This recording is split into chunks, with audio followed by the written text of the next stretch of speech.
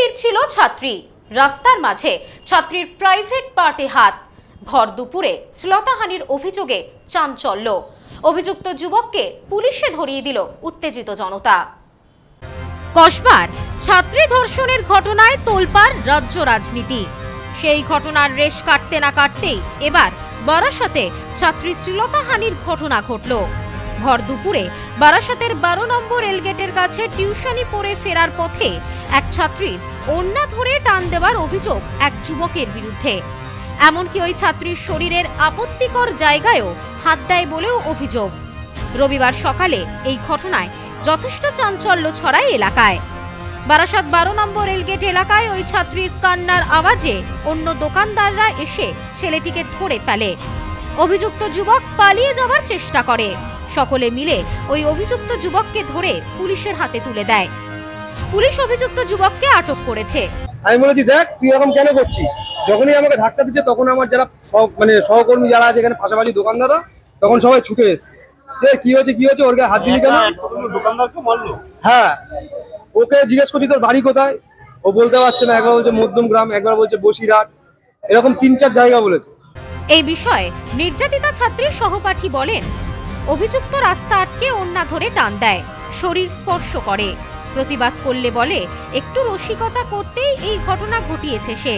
আমারই এক সহপাঠী এখান থেকে যাচ্ছিল, একটি অজানা ছেলে বারাসাতে দাঁড়িয়ে ওর প্রাইভেট পার্টে দিয়েছে, দিয়ে বলছে সেটা নাকি একটা মজা, এটা মজা, এবং ওর ওড়নাটা পিছন দিক থেকে টেনে ধরেছে, বলছে আমরা মজা করছি।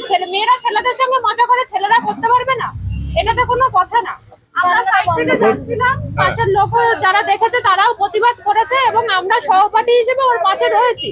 এই বিষয়ে স্থানীয় এক ব্যবসায়ী বলেন, মেয়েটির কান্নার আওয়াজ শুনে আমরা ছুটে আসি। ছেলেটিকে ধরে জিজ্ঞাসা করতেই সে পালানোর চেষ্টা করে।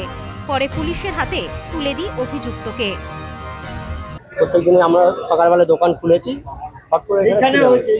আমাদের 12 নম্বর রেলগেট সিকিউরিটির সামনে, আমাদের তৃণমূল পার্টি অফিসের সামনে। হট করে চিল্লামিল্লি কি দৌড়িয়ে গেলাম, আমরা যারা হকার ছিল সবাই মিলে দৌড়িয়ে গেছি। গিয়ে দেখি 2টো মেয়ে কাঁদছে। কি ব্যাপার না, একটা ছেলে ওড়না ধরে টানছে।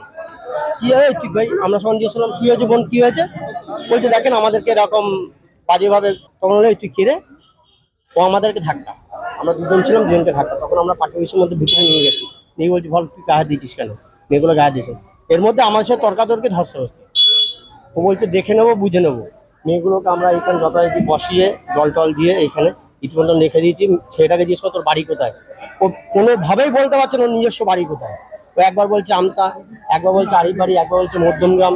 নিজেই বলতে পারছে না যে ও কোথা থেকে এসছে, কিভাবে এসছে। আমার মনে হচ্ছে ওদের কোনো একটা চক্রান্ত, এখানে কোনো এই জায়গাটা পুরো মনে আরো 3-4 জন ছিল। ওকে পাওয়া গেছে, আমরা ওকে ধরে রেখেছি। তারপর আমরা প্রশাসনকে খবর দিয়েছি, প্রশাসন এসছে, প্রশাসনের মতন ব্যবস্থা করেছে এবং প্রশাসন। Bureau report, news no man's land, Barasat. New PC jewellers, সম্পর্ক গড়ে দেয়। বনগাঁতে আমাদের 3টি শোরুম প্রতিদিনই খোলা। নিউ পিসি জুয়েলার্স, বনগাঁ বাটার মোড়। New PC jewellers branch, Kumudini স্কুলের বিপরীতে। New PC jewellers beauty, Motiganj, Hatkhola. আমাদের এখানে সোনা কিনুন পেপারের দামে।